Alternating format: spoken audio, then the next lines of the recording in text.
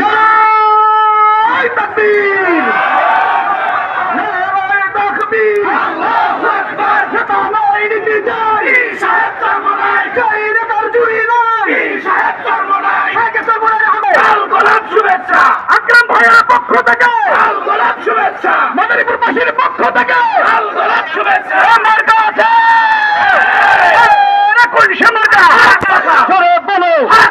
সবাই বলো তোমার আমার ইসলামের পক্ষে মা বোনদের ভাই ভাবিদের দাদা দাদির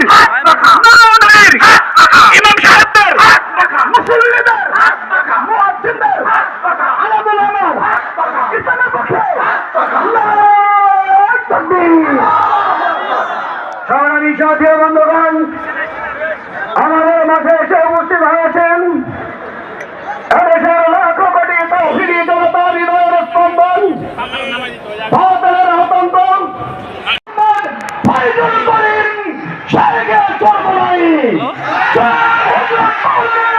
মুফতি সৈয়দ মোহাম্মদ ফাইজুল করিম শাহেখে চরমনাই। নারায়ে তাকবীর, নারায়ে তাকবীর, নারায়ে নীতি চাই, গায়রতার জুড়ি নাই, শুনতে পাই, নারায়ে তাকবীর।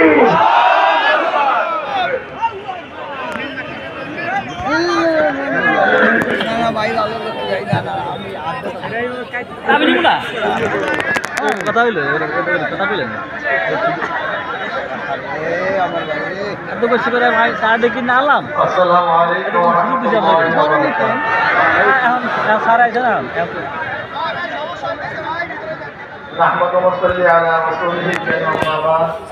আমি ভাবছি আপনি আইডিয়া গেছেন ভিডিও করে মনে পড়ে। বিসমিল্লাহির রহমানির রহিম। ওয়াজাহিদু ফিল্লাহি হাক্কা জিহাদি। এই সবাই সাল্লাল্লাহু আলাইহি ওয়াসাল্লাম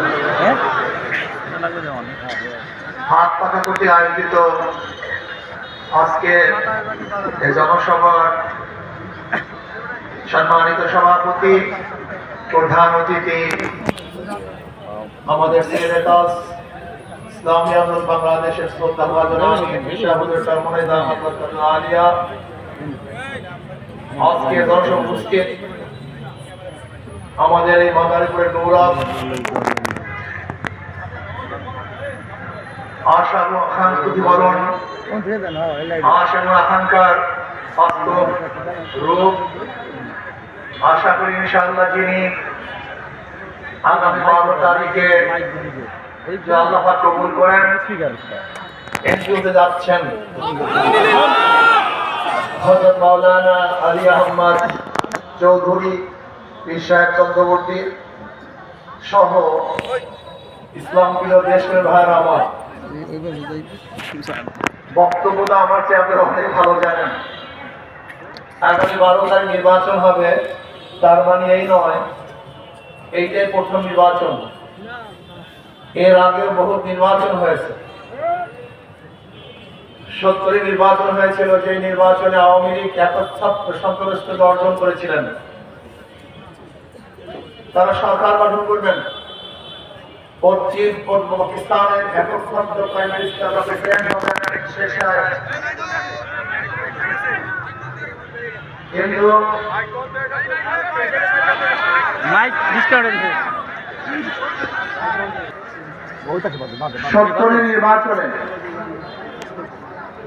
70 নির্বাচনে আওয়ামী লীগ 160-এর উপরে সিট পেয়েছিল। তারা পশ্চিম এবং পূর্ব পাকিস্তানের ক্ষমতায় যাবেন, কিন্তু ইয়াহিয়া খান ভোটের মর্যাদা দিতে পারেন নাই। এর জন্য দেশের মানুষের কাছে যাহা কিছু ছিল তা নিয়ে ঝাঁপিয়ে পড়ে দেশকে স্বাধীন করেছিল। স্বাধীনতার স্লোগান কি ছিল? সাম্য, মানবিক মর্যাদা, সামাজিক ন্যায় বিচার, সাম্য। এদেশের প্রত্যেকটা নাগরিকের অধিকার সমান।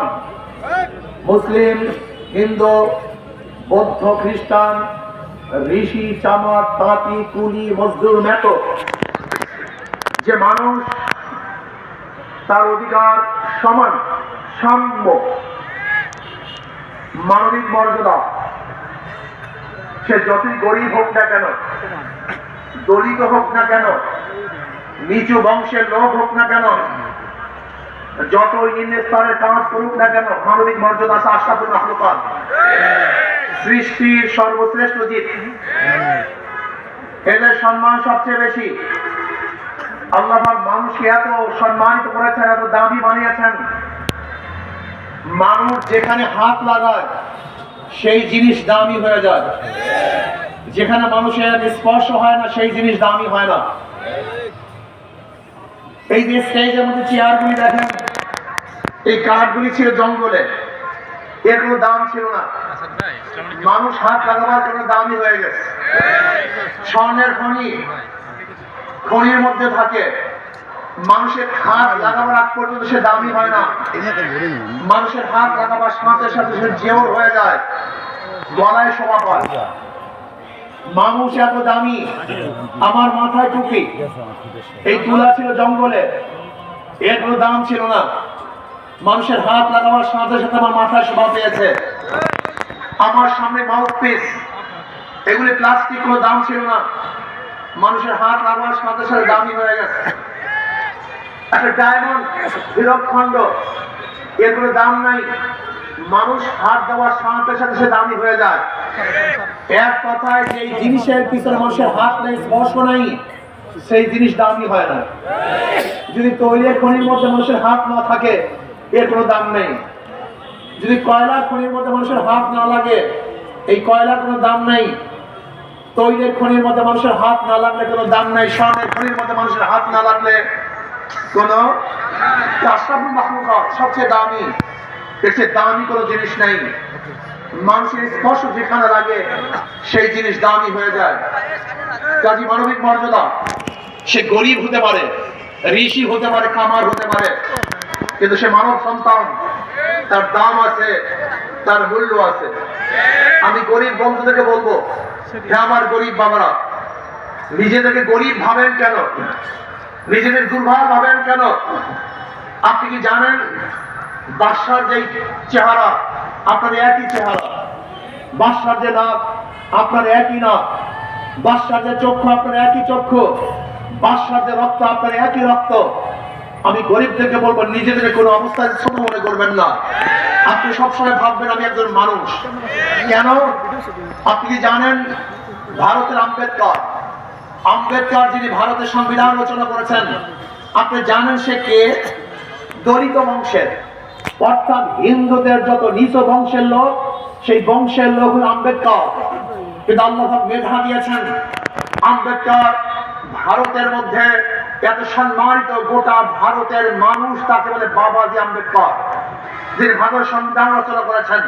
তিনি গরিব, কিন্তু আল্লাহ মেধা দিয়েছেন, দামি হয়ে গেছে। আপনি কি জানেন ডক্টর আবুল কালাম আজাদ ভারতের প্রেসিডেন্ট, তিনি কে ছিলেন? তার বাবা একজন মাঝি ছিলেন, নৌকা চালান, নৌকার মাঝি। আল্লাহ মেধা দিয়েছেন, সে ভারতের আণবিক বোমার প্রবক্তা হয়ে গেছে, ভারতের প্রেসিডেন্ট হয়েছেন। আপনি কি জানেন আমাদের তত্ত্বাবধায়ক সরকারের প্রধান ছিলেন শিহাবুদ্দিন সাহেব, যিনি প্রধান বিচারপতি ছিলেন। তেনার বাবা কি ছিলেন? তেনার বাবা তো পাখি মারতেন, বিক্রি করতেন, জীবিকা নির্বাহ করতেন, গরিব বংশের লোক। আল্লাহ মেধা দিয়েছেন, আমাদের দেশের প্রধান বিচার